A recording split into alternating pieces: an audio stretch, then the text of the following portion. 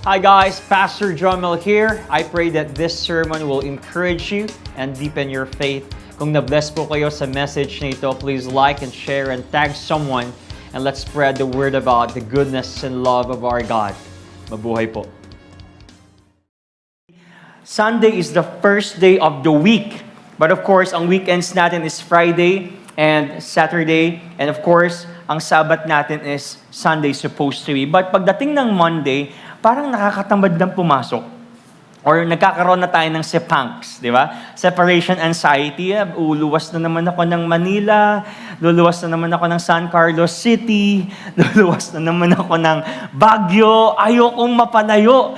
So, may iba dito nag-work kahit Sunday and wala kang magawa, but that is your schedule. Kailangan mong magtrabaho, but you don't like Monday, right? Kaya ito pong series na to, yun ang pag-uusapan natin. It's all about how to live our encounters with the Lord on a Monday onwards. Kasi naniniwala po ko, when we encounter the Lord, hindi lang pang Sunday si Lord. Amen?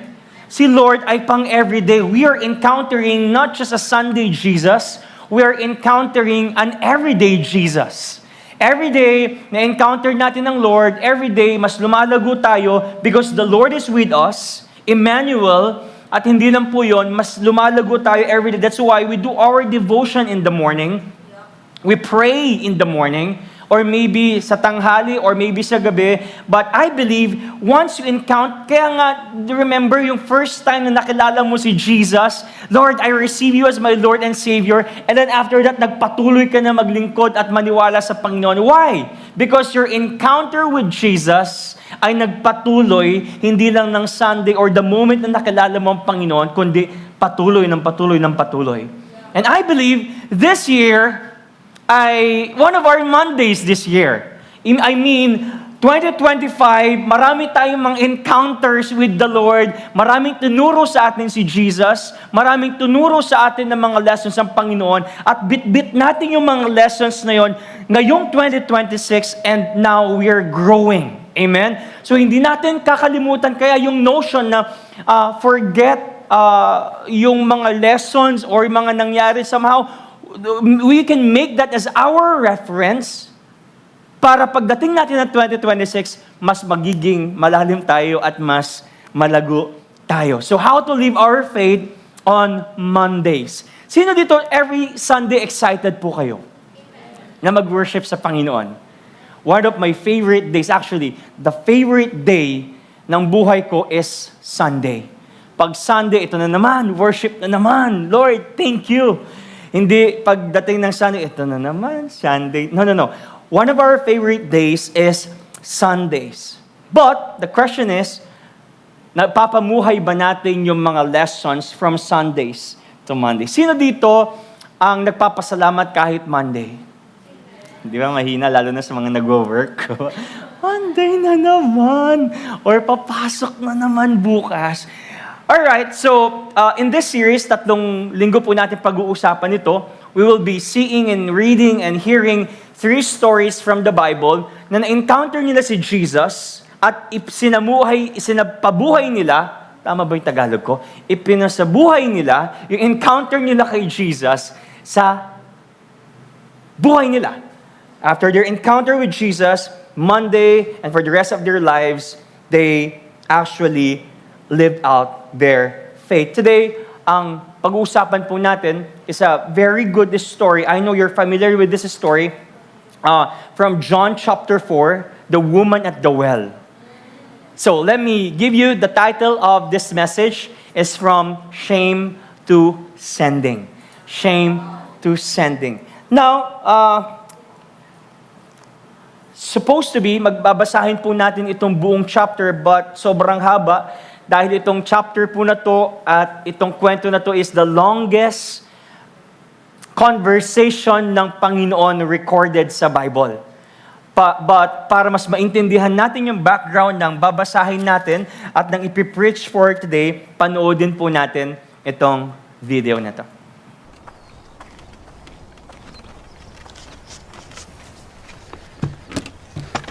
Would you give me a drink?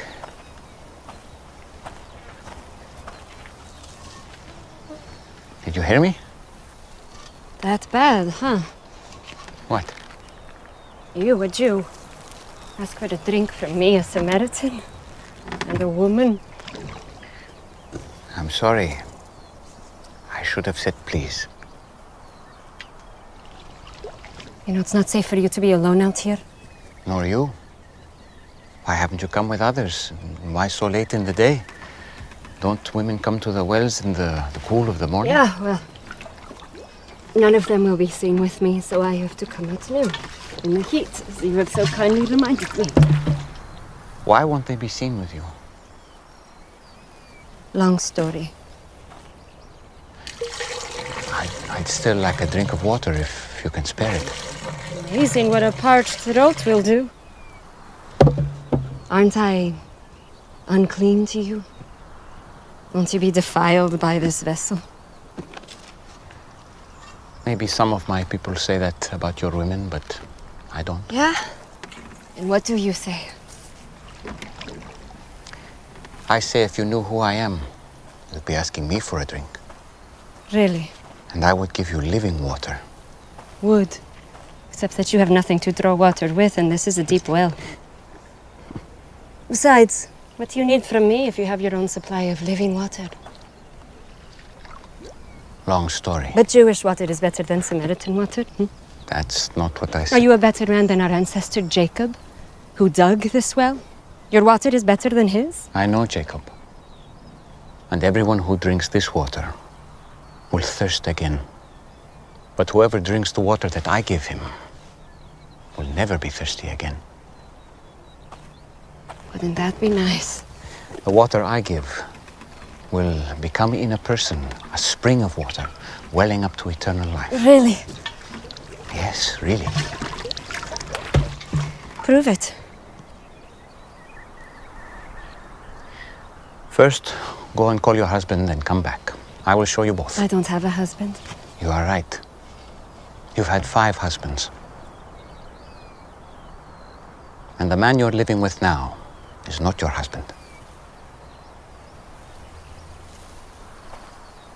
Oh, I see.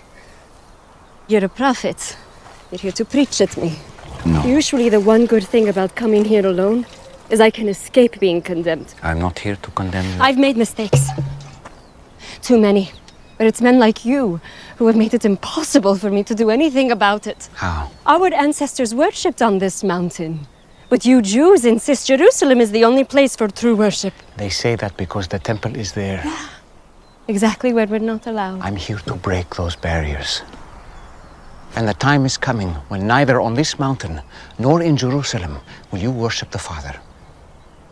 So, where am I supposed to go when I need God? I've never received anything from God, but I couldn't thank him even if I did. Anywhere. God is spirit. And the time is coming and is now here that it won't matter where you worship, but only that you do it in spirit and truth. Heart and mind, that is the kind of worshiper he's looking for. It won't matter where you're from or what you've done.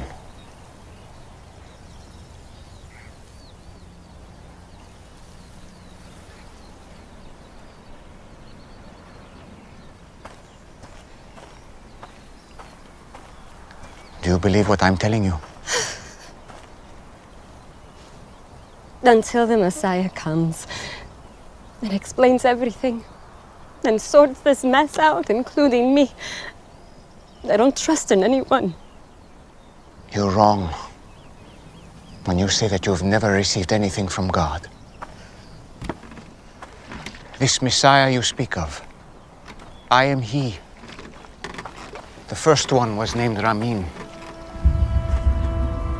You were a woman of purity who was excited to be married. But he wasn't a good man. He hurt you. And it made you question marriage and even the practice of your faith. Stop it. The second was Farzad. On your wedding night, his skin smelled like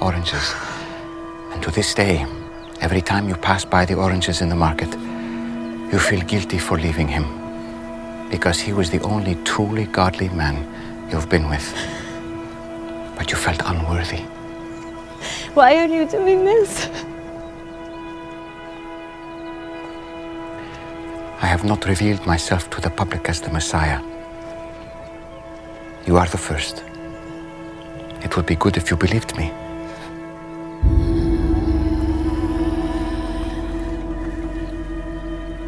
You picked the wrong person. I came to Samaria just to meet you. Do you think it's an accident that I'm you here in the middle of the For day? that video, thank you, Lord, for your word. Alam po namin, I am Panginoon, na rejected by kayo po ay others. mangungusap ngayon I sa araw know. na to. That, Lord, our But not by hearts the will be Messiah. filled. Lord, our spirit will be filled with your water, living water, Panginoon, that could satisfy our heart and our lives. Lord, salamat po at inihiling po namin na open niyo po ang aming mga isipan, ang aming mga puso, wholeheartedly at may enjoy po namin itong message na to. In Jesus' name we pray. Amen and amen and amen. You may now be seated. Oh, nakakayak yung story, no? Parang gusto kong umiyak kanina kasi parang nangungusap ang Lord even sa ating lahat. That's the story of the woman at the well. Yung pong woman na yon, she is a Samaritan at naka-encounter niya ang Panginoon at gayon yun ang ating pag-uusapan ngayong hapon na ito.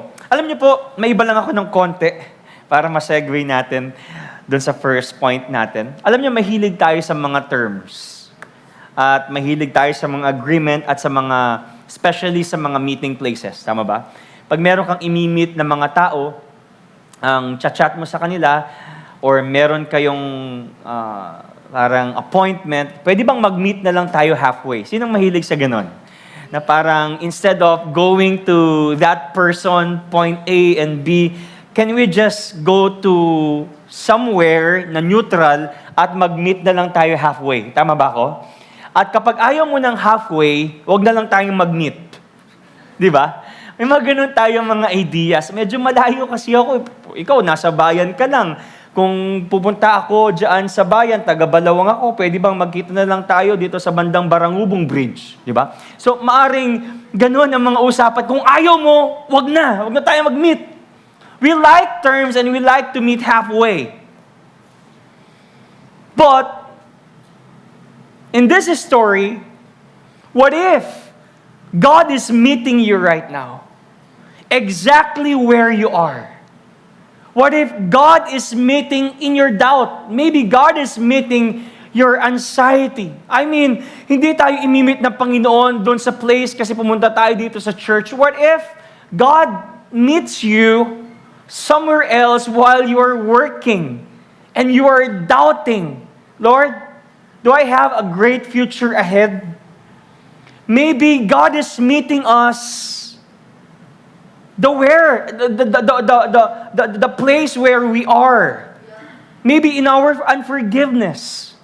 Maybe last year, 2025, ang dami pong nangyari, Pastor, at hindi ko lubos maisip na kalimutan yung mga bagay na nangyari sa akin nung nakaraan. Maybe God is meeting you there. Maybe God is meeting your anxiety right now. Lord, I don't know paano ako makakalaya dito sa pag-iisip ng matitinding mga bagay na to. Maybe God is meeting you there. Just like this woman. Just like this woman who experienced and met Jesus Christ. And point number 1 I want to highlight here is this. That Jesus meets us where we are. You know, sometimes, meron po tayong mga idea or makakaisipan na kailangan kong pumunta sa church. Kailangan ko pumunta sa simbahan at gumawa ng mga ritual at gusto kong lumuhod at hanggang sa mapudpud itong mga tuhod ko para lang i-meet ako ni Jesus. I want to encounter Jesus by touching that image at ihahagis ko yung towel at babalik sa akin at gagaling ako. But I want you to know this, that God can meet you where you are. Maybe God is meeting you in your ordinary time, in ordinary places like in your house. Just like this woman. Verse 1, sabi po dito, verse 4 and 5, in John chapter 4, sabi dito, He had to pass through Samaria, so He came to a town of Samaria called Sychar. Now, gusto kong malaman ninyo yung kwento. Si Jesus, nagpapasimula pa lang sa kanyang ministry, at ang kanyang unang ministry na ginawa during that time is yung wedding at Cana. You still remember that? Nag-perform si Jesus ng first miracle sa isang kasalan. Kaya, masaya si Jesus kapag nakikita niyang kinakasal kayo. Amen? Sino dito namumuro ng ikasal? Ibig sabihin, pupunta si Jesus. Now, the first miracle na ginawa ni Jesus at pinerform niya was in the wedding at Cana. Ngayon, kasama niya mga disciples niya, nag-perform siya, ginawang tubig, ginawang alak yung tubig. And then after that, umalis sila at pababa, papunta sa mga ministry. And then, here we go. Mayroon silang pinuntahan na ministry, and then dadaan sila sa Samaria. Usually, tingnan niyo itong picture na to. Tingnan niyo itong picture na to. Yan. Dahil kaaway nila, ang mga Hudyo, kaaway nila ang Samaria or mga Samaritan people. Di ba pag may mga kaaway tayo, madalas na ginagawa natin, iniiwasan natin. Pag nakita mo siya, nagyan si iiwas tayong ganon. Ganon ang kustumbre nila. Ang Hudyo at mga Samaritano magkaaway. Kaya usually, ang route nila ng mga Hudyo, hindi sila dadaan sa Samaria. Yung color yellow, yun yung Samaria. Nandyan yung mga Samaritan people. Ngayon, ang gagawin nila, they would swing to the right. Nakikita niyo yung mga dotted arrow. Doon sila dadaan sa may river na yan, Jordan River to river ng Yamok, para iwasan lang yung Samaritan people or yung lugar ng mga Samaritan, which is Samaria. But, in this story, sabi dito, Jesus had to pass through. Ibig sabihin ng pass through, dumaan sa Samaria. So he came to a town of Samaria called Sychar. By the way, ang lugar po ng Samaria, it is a rejected place. Dahil yung mga nakatira dito, ang tawag sa kanila mga aso, dog, third-class citizen, outcast sila, hindi sila pinapansin ng lipunan. So ang mga Hudyo, nandidiri sila sa mga Samaritan people.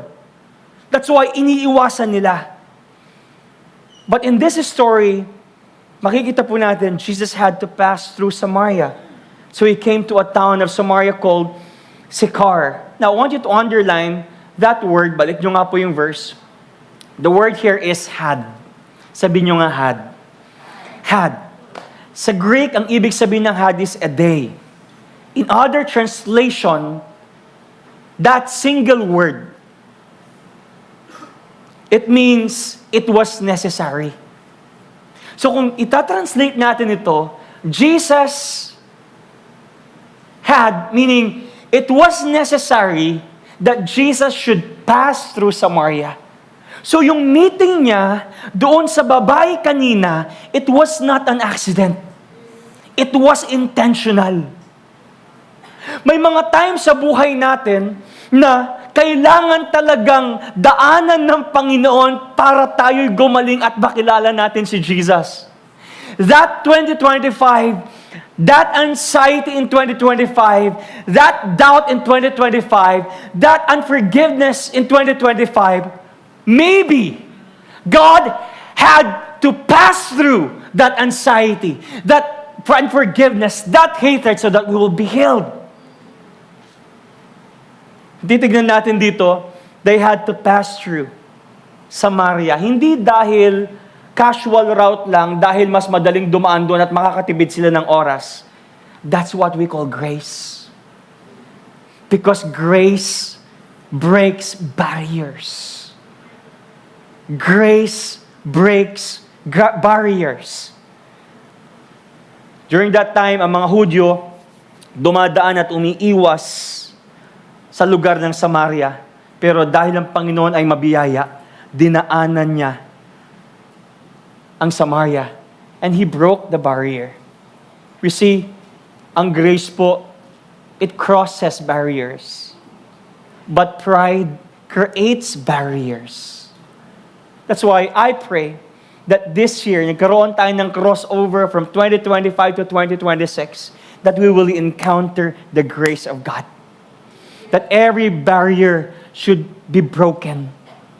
Lord, I pray that this year, 2026, magkaroon po ng breakthrough sa mga barriers na nabuo, sa mga anxiety na nabuo, sa mga unforgiveness na nabuo, sa mga hatred na nabuo, sa mga bagay na nabuo. Lord, I believe that through your grace, you will break and cross every barrier. In verse 6, sabi po dito, Jacob's well was there, so Jesus wearied as he was from his journey, was sitting beside the well. It was about the 6th hour. Now, gaya ng sabi ko sa inyo, yung daan ni Jesus doon, it was intentional. Ibig sabihin ng intentional, sinadya. And I believe, ang Panginoon, He is going through your life right now at hindi yan aksidente. Hindi po aksidente na nandito ka ngayon at mamaya magpapatawad ka kasi kakausapin ka ng Panginoon. Hindi aksidente na nandito ka ngayon at parang, Lord, I declare healing, gagaling ako. Hindi aksidente yan dahil God had to pass through that disease or that sickness because Jesus is our healer. Now, sabi po dito, it was about the 6th hour. Gusto ko po malaman ninyo, sa mga Hudyo po, sa Israel, pag nagbabasa sila ng oras, sa atin kasi pag nabasa tayo ng oras, pag 6 p.m. Or 6 a.m. Sa kanilang kostumbre, kapag nagbasa ka ng oras, for example, 6 hour, plus 6. So ngayon, plus 6, anong oras ito? 12 noon. 12 ng hapon. Sa atin, 6 a.m., mapresko pa. Wala pang araw. Hindi pa natin mararamdaman yung scorching heat ng araw. Pero kapag 12 noon na, alam natin mainit. Now, gusto kong malaman ninyo, during that time, ang mga babae, nag-iigib sila with their jars. Nag-iigib sila tuwing umaga. Bakit tuwing umaga? Kasi mapresko, wala pang araw, at hindi lang yon. Tuwing nag-iigib sila, sabay-sabay sila nag-iigib. Marami silang mga kasama, may mga kachokaran sila doon, may mga kachismisan sila doon. Oh, anong nangyari nung Thanksgiving natin? Masaya, nakakain ka ba? So, di ba mas masaya kapag maraming kasama nag-iigib? Pero ang tanong natin dito, unang-una, bakit yung babae, alas 12 siya nag-iigib? Kung ako tatanungin, magja-jogging ako ng 6 a.m. Parang gano'n yun eh. Hindi ako magja-jogging ng tanghaling tapat. May nakita na ba kayo nagja-jogging ng tanghaling tapat? Wala. Di ba? Usually, nagja-jogging tayo 6 a.m. or gabi. Kasi presko at wala pang araw. Pero sa kwentong ito, kung titignan po natin, bakit itong babae na to, nag-iigib siya ng tanghaling tapat?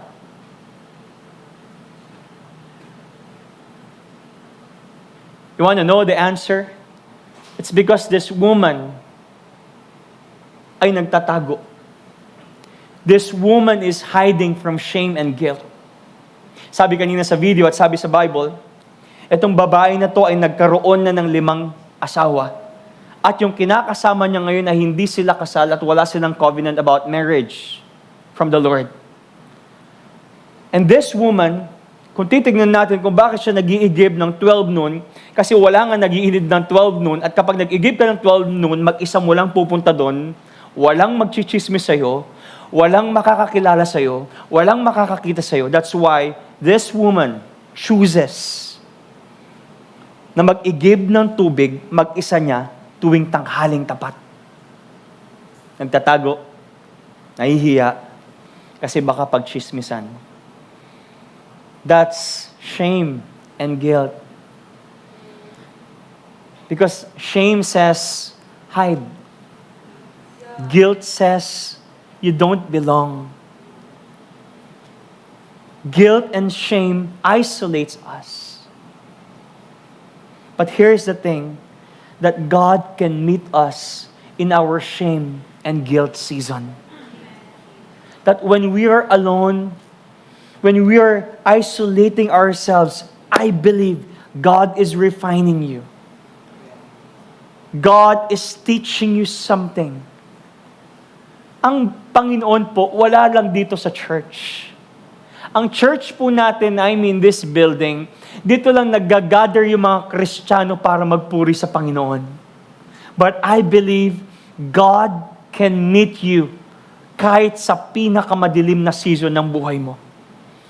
That when you're isolating yourself, that when you are alone, God can meet you. In verse 7, sabi po dito, a woman from Samaria came to draw water, and Jesus said to her, "Give me a drink."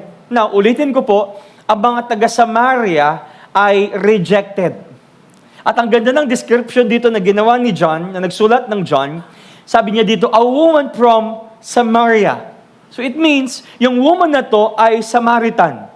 She is a Samaritan woman. Ibig sabihin, this Samaritan woman is rejected. Is a rejected person.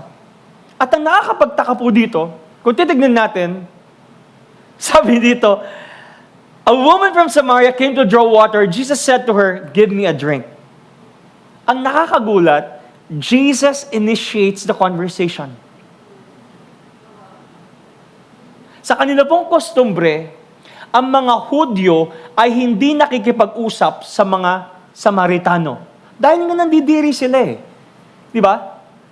At hindi lang po yun, ang mga lalaki ay hindi nakikipag-usap sa mga babae.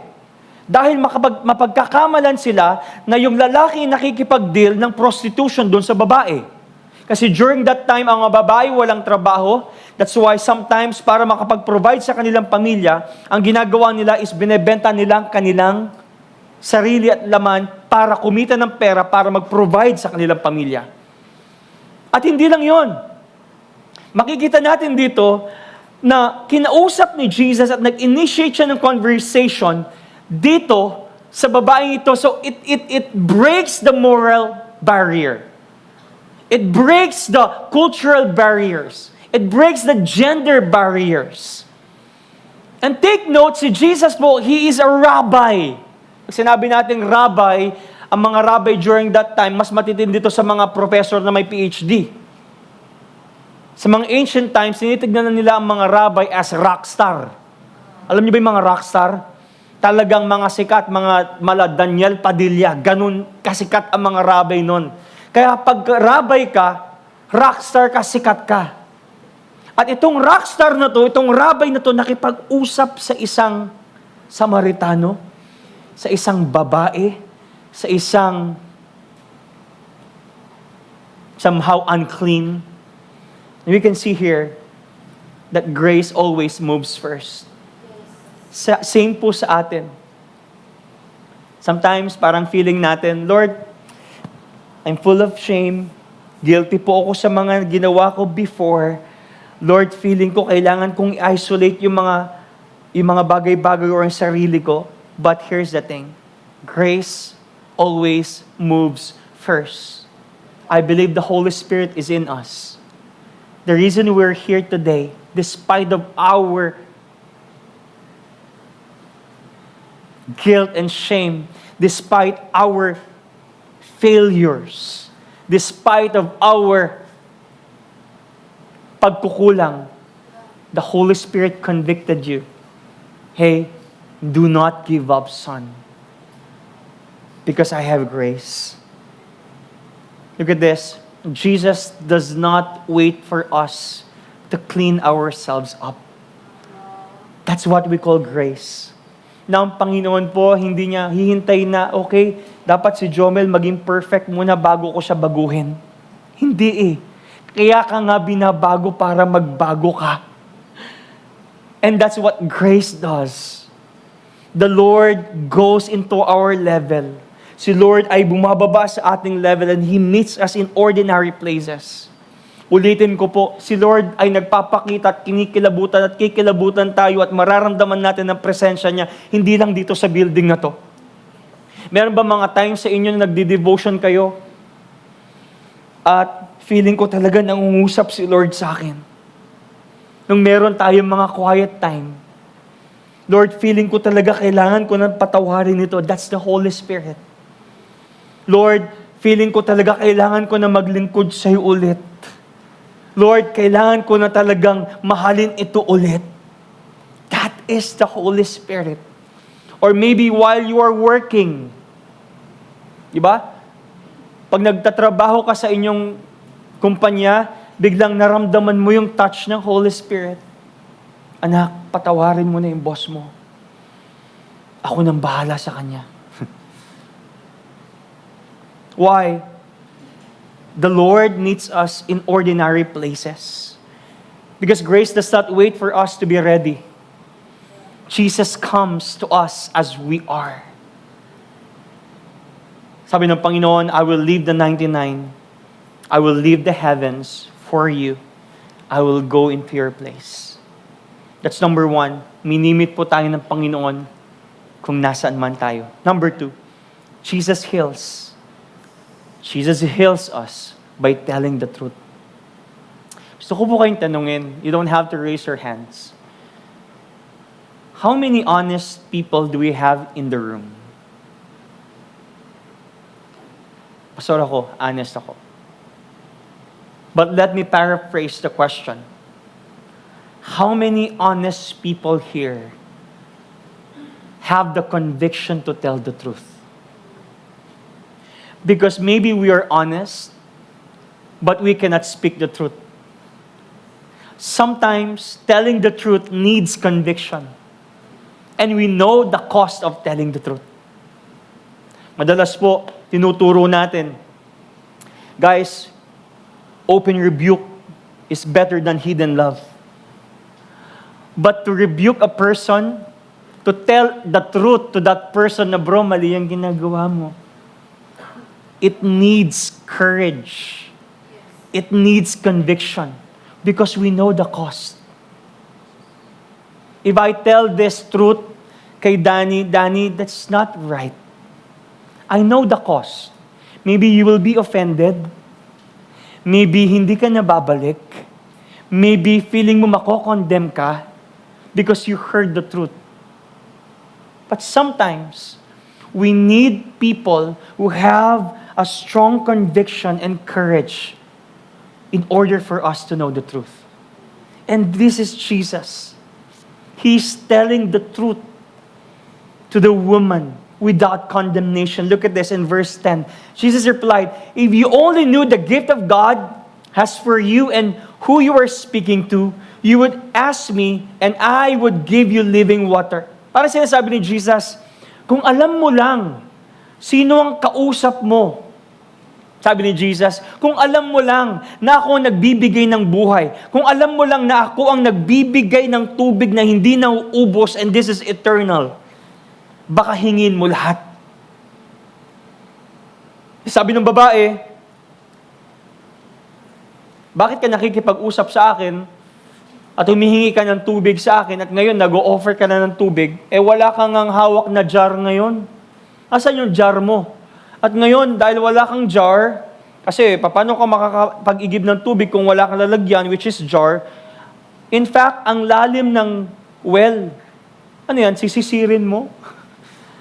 At pupunta ka doon at iinom ka doon, imposible.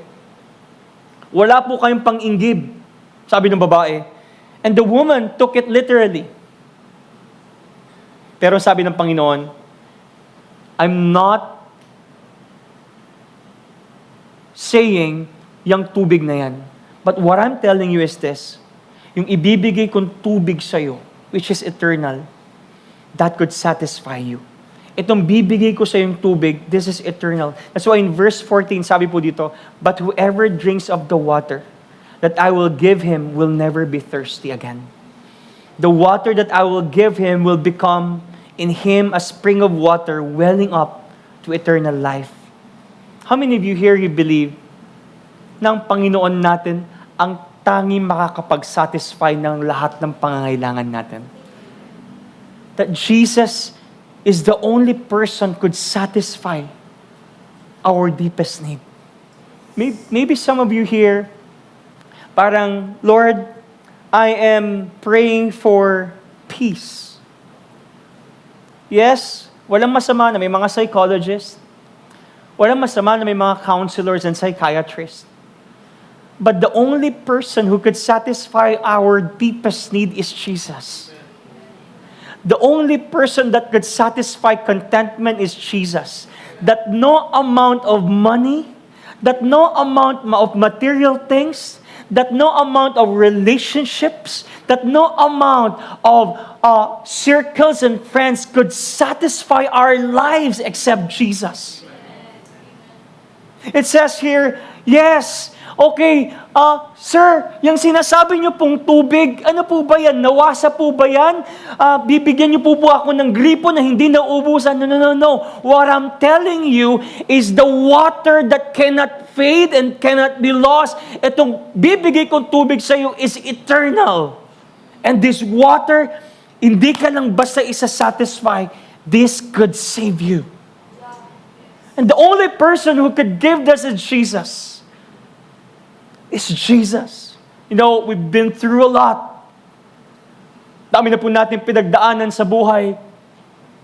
Somehow we've seen the ups and downs of life.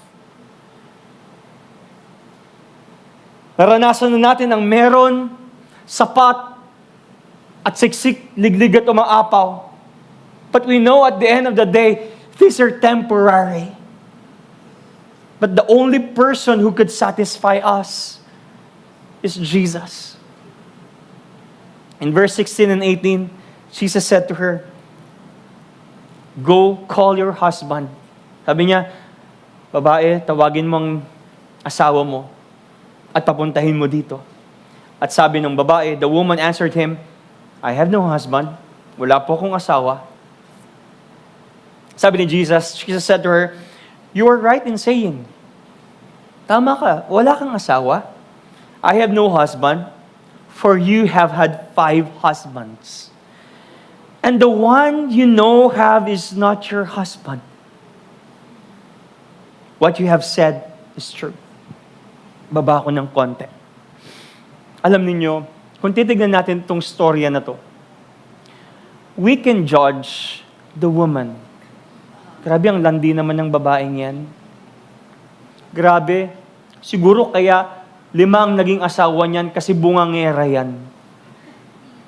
Kaya walang tumatagal sa kanyang relasyon kasi kani-kanino nakikipag-date at nakikipag-chat yan.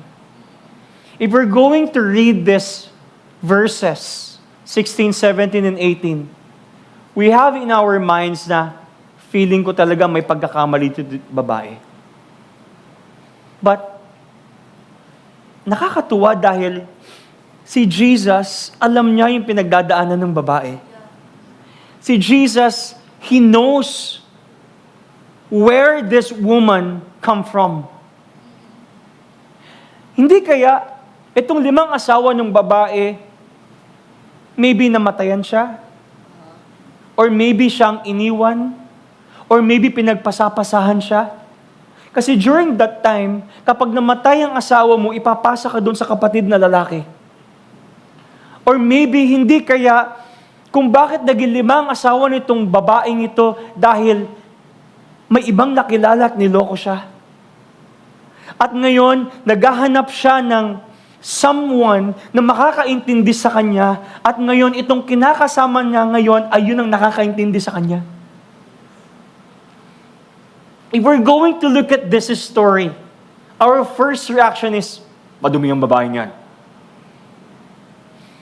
But the good thing here, yung Panginoon natin, He knows yung pinagdadaanan ng babae. That's why, looking at your faces. Alam niyo po, minsan pag may nakakasalubong ako mga tao na nakasimangot at matahimik, I try to understand, Lord, ano kayang pinagdadaanan niya? Dahil yung kaharap mo ngayon ay hindi yan yung taong kaharap mo ngayon. Maybe some of them, iniisip nila, kung anong pang-tuition nila para bukas. Maybe kung bakit ka sinungitan ng kaharap mo habang binabati mo sila sa ushering team, kamusta po kayo? Maybe may pinagdadaanan na sakit. Maybe may cancer ang nanay. Maybe may anxiety. That's why, tell to the person seated next to you, be kind and understand the person. And you know, nakakabilib dito sa ginawa ng Panginoon. He cares. Jesus cares. Dahil si Jesus, hindi lang po siya basta dumaan sa Samaria at minute ito at pinag-pray lang na, I declare you are healed. No! Jesus had a conversation one-to-one with this woman. And Jesus knows what she's going through. I know. You have had five husbands. And the one you now have is not your husband. What you said is true. But here's the thing. Jesus doesn't avoid her past. Ang maganda po dito, pinangalanan yung kasalanan, pero nag-offer ng mercy at ng grace ang Panginoon. Jesus exposes not to shame the woman, but to heal the woman. Why? Because healing begins when we stop hiding and allow Jesus to deal with our real condition. That's why I ask you, how many honest people we have here in the room? Because healing begins when we are open and honest and have that surrendered heart sa ating Panginoon. Because truth leads to freedom. How many of you here, you want to grow? You want to be healed? Be honest. Confess. And have that posture of humility. Alam niyo po, sa totoo lang, bilang tao, humanly speaking, our first and initial reaction is to always defend. Hindi, kung bakit naman ganito kasi ganito. Kung bakit naman nangyari to kasi dapat ganito. But in the eyes, in the economy of Jesus, if you want healing, be honest. You want healing, have a surrendered heart. Madalas po sa atin, ang initial and tendency natin is, hindi, ganito dapat. But if you want healing, you want reconciliation, be honest and have posture of humility. Tingnan niyo po to. Now in verse 20, nakakapagtaka. Kung babasahin yung maigi ito, yung babae, dito sa verse 20, meron siyang idea about theology. Sabi niya, ang amin po mga ninuno ay sumamba sa Diyos sa bundok na ito. Pero kayong mga Hudyo po ay nagsasabi na sa Jerusalem lang dapat sumamba ang mga tao. Alam niya, paano mag-worship? She knows about theology. She is curious about worship. So, parang pinapakita niya, hindi, alam ko yung theology. Alam ko paano mag-worship. On the surface, okay itong babaeng ito. On the surface, pinapakita niya, she is strong. On the surface, pinapakita niya, I know the theology. I know our forefathers, Jacob. Alam ko yan. And suddenly, makikita po natin, di ba, inopen niya yung theology and worship. Why? Because most of the time, it's easier to talk about religion than deal with the heart. Madalas po sa atin, mabilis i-open ang ministry. Nagawa mo na ba yung manning natin? Natapos mo na ba yung practice natin? Rather than, how's your heart? How's your worship? But Jesus revealed, sabi ni Jesus, she had 5 failed marriages. At yung present ay live in ng walang covenant. Let's remember this. Exposure is restorative. Sometimes exposure is restorative, not condemning. At gusto ko pong sabihin sa inyo, most of the time, parang andaling i-deal, meron na ba tayong bagong leader sa ganito? We talk about ministry, we talk about the work, we talk about theology, but we never check the changed heart. Kumusta ang puso mo para kay Lord?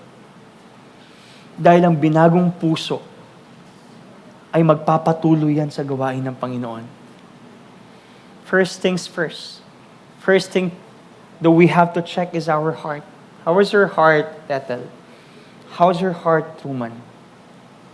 Alam niyo po, gusto kong sabihin sa inyo to, dadahan-dahanin ko. Just because one area of our lives looks okay, doesn't mean everything is okay. Let me repeat that. Just because one area looks okay, doesn't mean everything is okay. Nakikita niyo po ako dito ngayon, nakikita natin ang bawat isa, mukha tayong okay. Maybe you're okay physically, but we don't know our hearts at times. Mukhang okay, pero hindi pala okay yung kanyang isipan or parang meron siyang dinadaing sa Panginoon na, di ako okay, Lord. And always remember this, half-healed is still unhealed. Half-healed is still unhealed. I want you to take a look at this photo. Itong sapatos na to. It's a both pair, it's a pair of shoes. Sira ba yung isa? O hindi? Yes. Yung isa sira. Yung isa, hindi. Okay. Ang tanong, pwede mo bang gamitin ito? Pwede, pero sira. Pero most of the time, kapag sira na yung isa, hindi mo na rin magamit yung isa. And most of the time, sa buhay po natin, gusto natin magpagamit kay Lord. Gusto natin mag-worship kay Lord. Pero may isang area sa buhay natin na hindi pa natin sinusurrender at hindi pa gumagaling. The reason hindi tayo mapagpagamit kay Lord. Because half-healed is still unhealed. Maybe you're okay sa work, but your family is on the rocks at hindi mo pa surrender kay Lord. Yet, Lord, mayaman ako ngayon, malaking sweldo ko ngayon, but your relationship with your parents is not okay. Maybe you're okay sa ministry, but your relationship with your spouse is not okay. Or maybe your relationship with your leaders is not okay. We can minister here with hatred, but here's the thing, we cannot be effectively do the ministry with unhealed hearts. Okay ang church attendance natin, pero still, meron pa rin tayong tinatago. But here's the thing. Here's the good news. God does not settle for partial healing. He wants a full restoration. Sometimes, God reveals the truth, not to humiliate us, kundi para po tayo ay pagalingin. Si Jesus, pinangalanan niya or Jesus names the sin of this woman without shaming her. Walang insults, no public humiliation. He only spoke truth in grace because truth sets us free.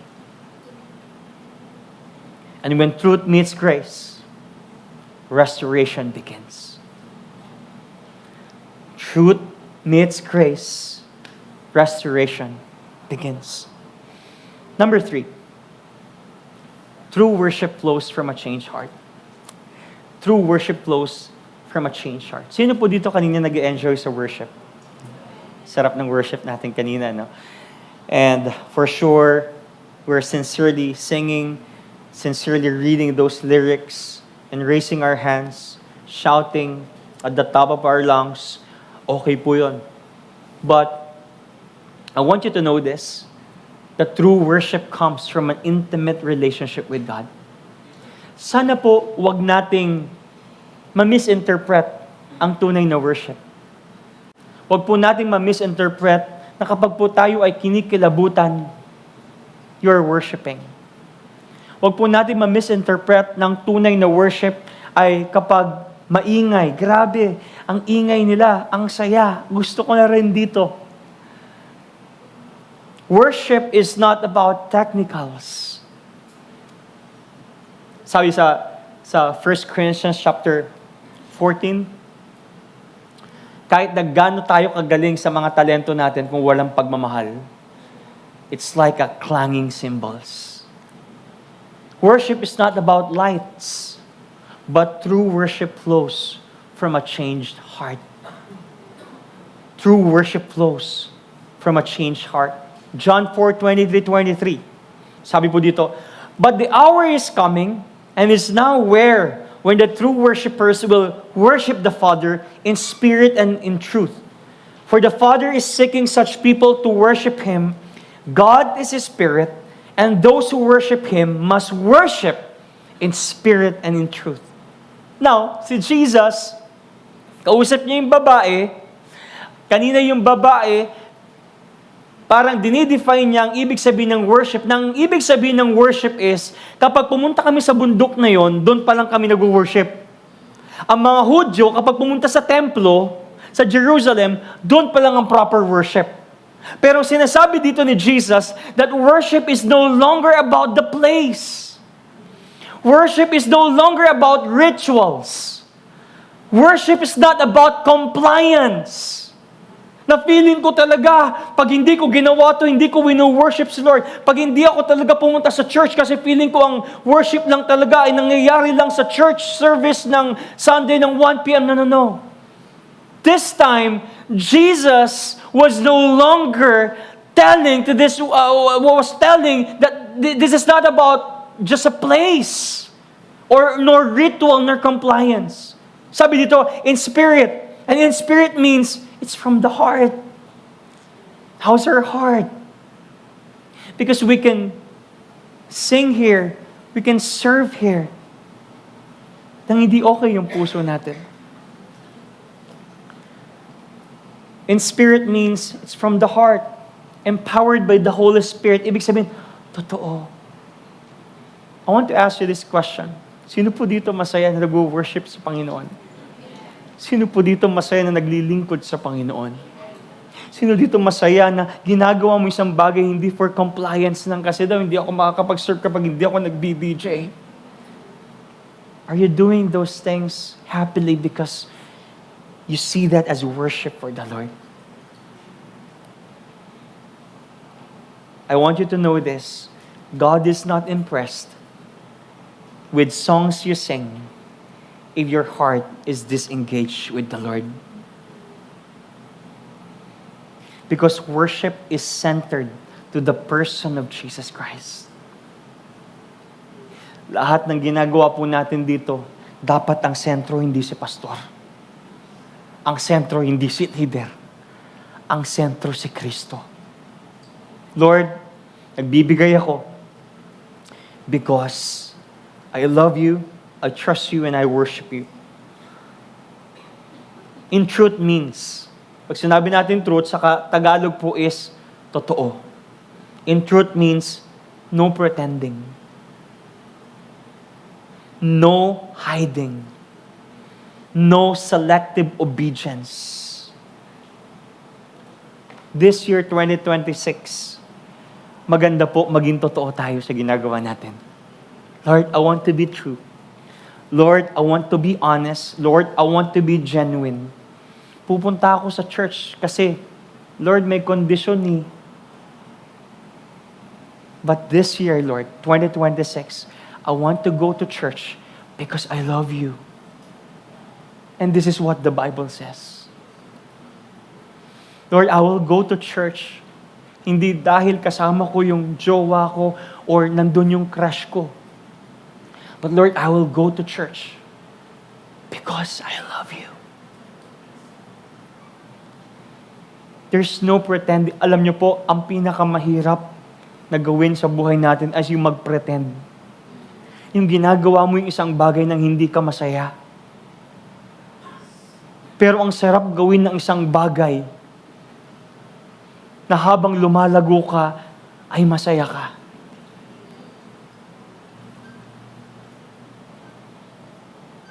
Because you cannot truly worship God while lying to Him with your life. Worship is how you live when no one is watching.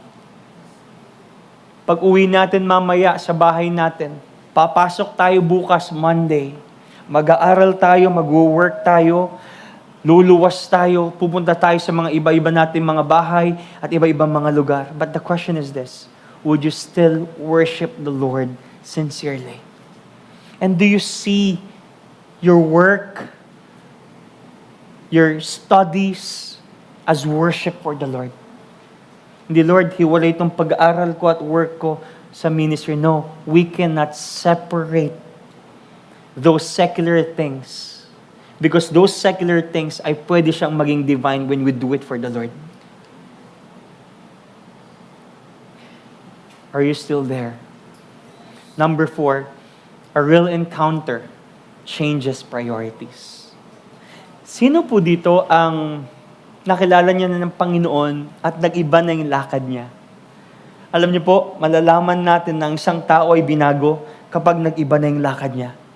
I remember Jacob Gerald, Engineer Jed, nung nakipagduelo siya kay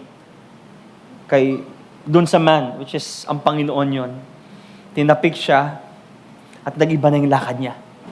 From mandarambong to Prince of God na naging Israel.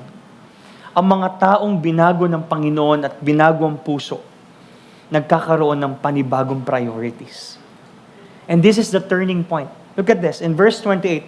So the woman left her water jar and went away into the town and said to people, look at this. Now, pwede bang i-underline yung word na water jar? Sabi niyo water jar. Water jar. Sa ngayon, modern aqua flask. Okay? Or hydro flask. Or yung iba, sunnies. Di ba? So, imagine this. Water jar. Now, gusto ko pong malaman ninyo na ang mga water jar during that time, especially sa mga babae, sa mga kababaihan, sobrang halaga sa kanila nito. Sino dito may iPhone 17 Pro Max fully paid? Okay? 1 terabyte. Ganon ka-valuable. Parang cellphone sa kanilang water jar. Wala kasing water jar ngayon eh. Okay? Ang water jar sa kanila sobrang halaga. Kasi yung po yung nagiging source ng kanilang pag-igib, ng kanilang kabuhayan at ng kanilang tubig.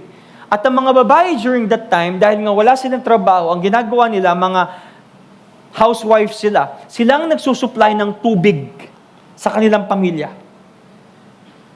Kapag wala silang naigib, walang iinumin yung kanilang pamilya sa isang araw. At nag-iigib sila araw-araw kasi pag nag-imbak sila ng maraming tubig, nagkakaroon ng kitikiti. Magkakasakit sila. So, ang water jar sa kanila during that time, that's the source of their identity. That's the source of their water. That's the source of their strength. And it's very valuable. Kasi nakadepende doon yung kanilang iinumin. Now, kung titignan natin ito, yung babae, iniwan niya yung water jar na valuable sa kanila.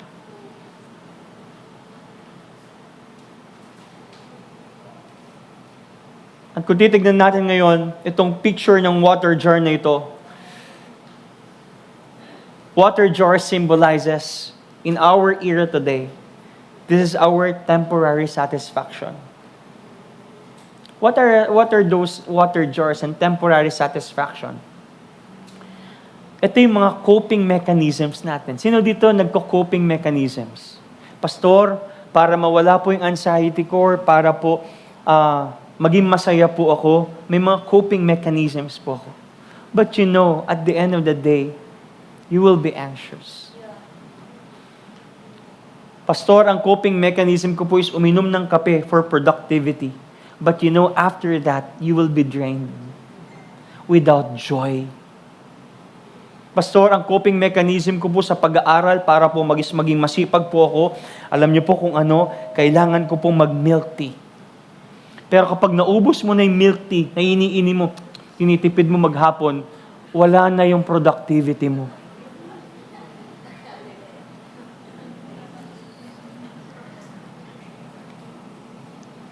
This picture of water jar is our old dependencies. Alam nyo, marami po tayong mga modern water jars today. Madami. Na minsan ang trabaho na natin ang nagiging identity natin. Gusto ko mapanatili yung status ko bilang manager para makita nilang ako ang pinakamagaling. Hindi na si Lord. Pangalawa, our relationship. Yung relationship ng pinanggagalingan ng worth natin. Kasi lahat ng mga kaklase mo meron ng jowa, ikaw na lang ang wala. At feeling mo kapag wala kang jowa, hindi ka worth it. Kawawa naman ako. 13 na ako, wala pa akong jowa. I feel so unworthy. Kilala nga ako dyan, 32 na, wala pa rin jowa. Hindi si Doc Josh yun, okay? Iba yun. Bakit siya lang yung 32? Pero masaya naman siya, naglilingkod kay Lord.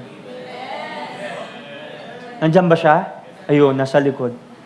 Kala ko wala, kaya tinira ko siya eh. Kasi usually dito umupo sa harap yan. Or maybe modern water jars, approval ng tao ng happiness. Kapag hindi ni-like at shinare yung post mo, hindi ka binati nung anniversary ninyo, hindi nila ako mahal. Kaya minsan nagsa-self-pity ka, buti ka pa naalala mo ko. Maybe success. Maybe our control. Maybe our image. Alam niyo po, hindi masama yung mga yon. Pero, I want you to know this. Hindi sila pwedeng maging ultimate source dahil temporary lang sila.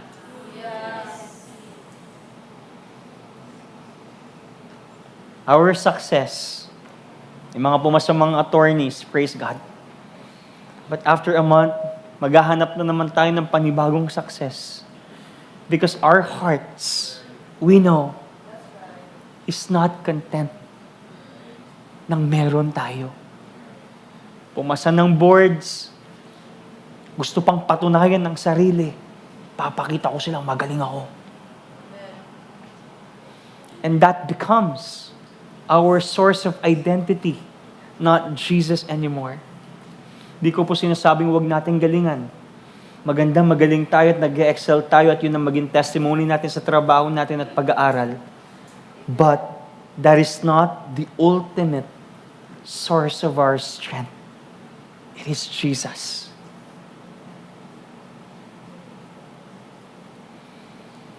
Kung titignan natin tong babaeng ito, she worshiped Jesus by leaving her jar, returning to the city, and pointing people to Christ. Ngayon, gusto ko po kayong tanungin, bago tayo magtapos, ano yung mga water jar na kailangan na nating iwan this year, 2026? Meron pa po ba tayong mga water jar na tinitignan natin na source ng ating identity or ng strength na alam natin temporal lang? Maybe, I want to give you, baka ma-hit ko ito, na pwede na nating iwan. First one is this, maybe pwede na nating iwan yung mga hidden and repetitive sins. Lord, I was struggling with this kind of sin noong 2025. And this year, Lord, gusto ko na po talagang iwan ng lust. Gusto ko na pong iwan ng pride. Lord, gusto ko na pong iwan ng insecurity. Maybe, meron tayong mga tinatago mga kasalanan na nagpapabagal ng ating relationship sa Panginoon. Number 2, heavy wrong emotions. Meron pa rin po ba tayong mga emotions sa puso natin na hindi natin ma-let go? That, Lord, I cannot forgive that person. He belittled me. He wronged me. Pinahiya niya ako, Lord. Hindi ko siya mapatawad. Alam niyo po, Yung mga unforgiveness natin ng 2023, pag hindi mo binitawan yan ng 2023, madadala yan ng 2024, ng 2025, hanggang 2026, hanggang tumanda tayo. Why not this time? Lord, I know it takes time, but I am surrendering it to you. What are those things na nagpapabigat ng puso mo na, Lord, gusto ko mag-preach ng matindi. Lord, gusto ko mag-worship ng maganda. Lord, gusto kong bumalik sa'yo. But because I have that heavy emotions, wrong emotions, I cannot do it. Why not this time, let's choose to be humble and release those unforgiveness. Lord, this 2026, I know it takes time. But help me how to humble myself. What are those insecurities and pride and hatred that you need to let it go? Maybe number 3, harmful attachments. Lord, sa tingin ko po, itong mga relationships na to, ito po yung mga nagpapabagal sa akin. Hindi ko sinabing kalimutan at siraan natin sila. But somehow, let's be wise and strategical. Na every time na sinasamahan ko tong circle na to, Lord, napapainom din ako.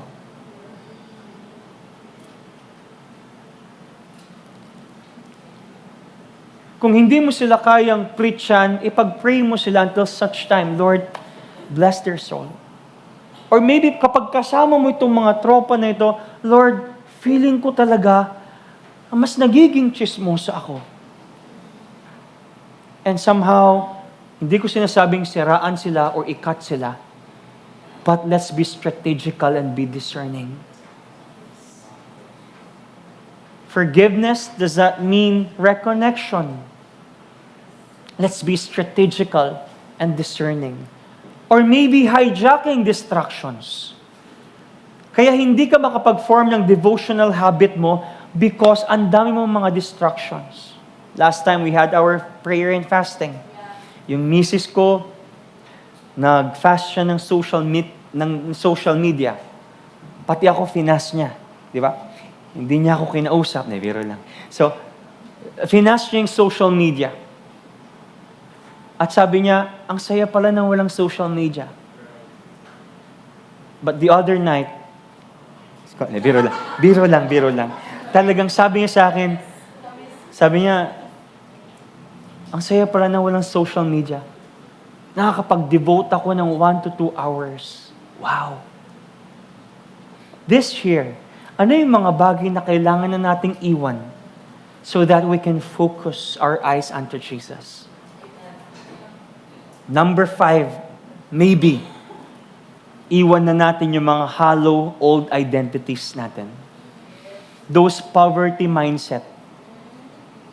Ala, ano na naman yan? Or maybe self-pity. Or maybe victim mindset. Why not iwan na natin at pakawalan na natin at release natin yung mga bagay na yon? What are those jars? Mamaya, pag uwi po natin, ilista natin, what are those jars na pwede na nating iwan? Number 5. At papasok na si Kuya GM. Number 5. And I'm done. A real encounter changes how we live on Monday. Naniniwala po ako ng Panginoon ay nangungusap sa inyo ngayon. Or maybe meron tayong mga realizations. Because when you have changed heart, when you have a changed heart, encounter with Jesus' mission happens naturally. Ang mga binago ng Panginoon ng puso, naturally sila po ay naglilingkod sa Panginoon. Look at this, John 4:29. After the conversation nung babae doon kay Jesus, sabi ng babae, "Come, see a man who told me all that I ever did. Can this be the Christ?" Makita po natin dito, after the conversation, after the encounter and the meeting with Jesus, Ano ginawa niya? Iniwan niya yung kanyang jar, tumakbo papunta doon sa kanilang town, sa kanilang village, and she preached Jesus Christ. She didn't become a theologian overnight, but she became a testimony. Sa atin po, today, starting today, Lord, I encountered you. Or maybe I will encounter you, Lord. Or I have encountered you, Lord. But that doesn't mean your encounter with Jesus will stop doon sa kung saan mo siya na-encounter. But it will happen. It will be seen. It will be preached. It will be heard. Kung saan man tayo pupunta. She became a testimony. In verse 39, many Samaritans from that town revealed in him because of the woman's testimony. He told me all that I ever did. Look at this. Yung babae na failure, yung babae na marumi, yung babae na walang pag-asa, yung babae na hindi naniniwala, shared her testimony that she encountered Jesus. Ngayon, ang ganda kasi bumalik siya doon sa same town kung saan siya nakatira. Maybe doon sa kanyang pamilya, sa mga pamilyang hindi naniniwala sa kanya at nanlalayot sa kanya. And she shared her encounter with Jesus sa kanyang pamilya. Maybe some of you here, you don't like your family. Maybe some of you here, you feel that you are being condemned by your family. Maybe you have brokenness with your family. But here's the challenge, guys.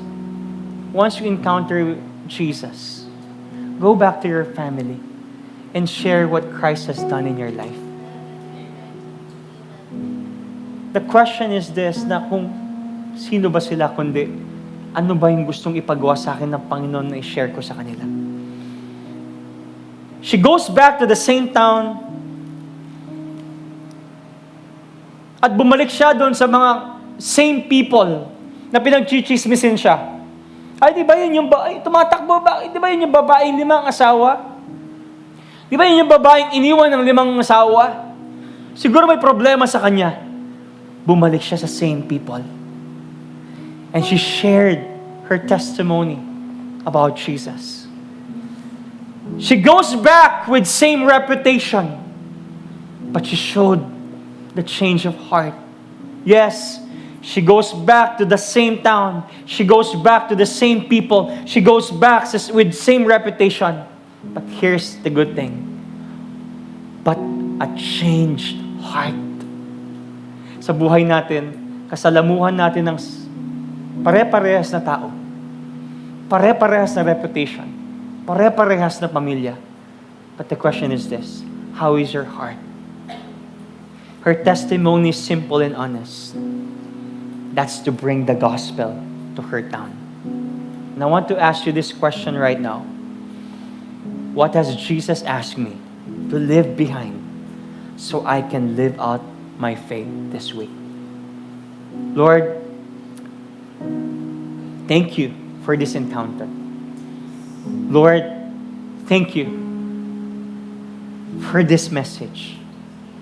But right now, I will choose to share my testimony to my friends, to our family, or maybe do sa mga taong nakasakit sa akin, sa mga taong nasaktan ko. I invite everyone to please rise.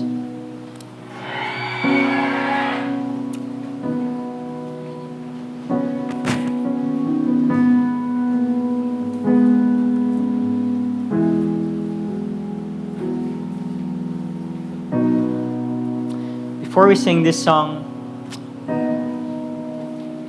pwedeng ano po, let's just be honest. Let's just be sincere. I want to invite this congregation to declare healing. I want to invite this congregation to initiate forgiveness.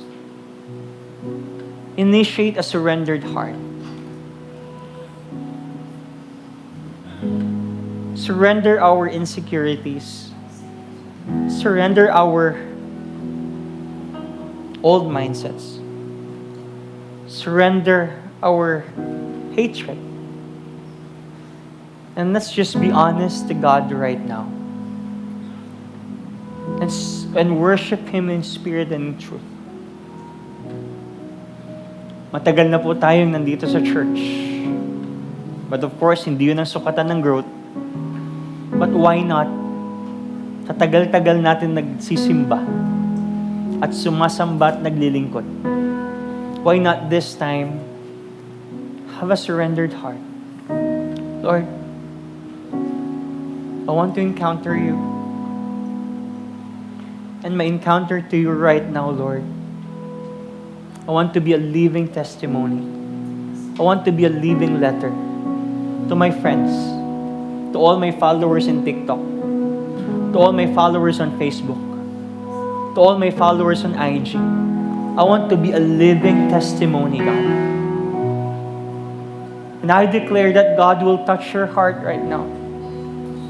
That I believe there's a power in His Word. There's a power in worship. There's a power in every word that cometh from His mouth. That this time, healing will be seen. Humility will be visible. We will worship the Lord without any hindrances. Can we just do that? Can we just talk to God right now? Can we just honor the Lord?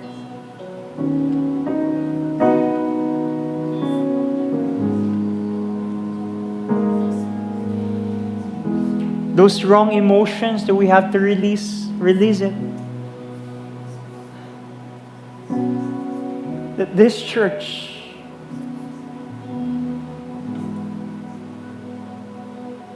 will be a kind church. That this church would be a loving church. That this church will be a sending church.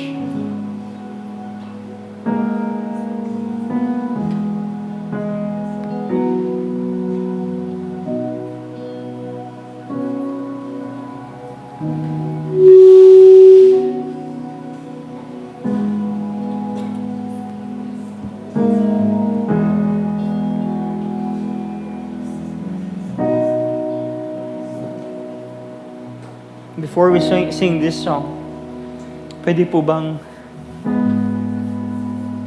hawakan natin yung katabi natin? And let's minister to them. Ask their prayer requests.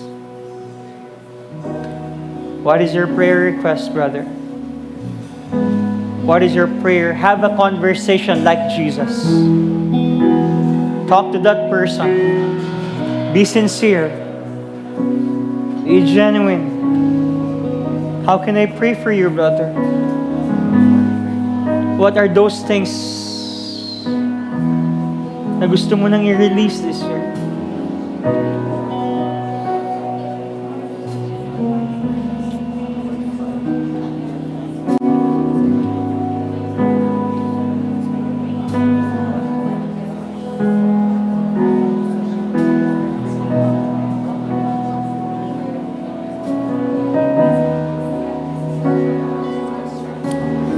Bless this church, Lord.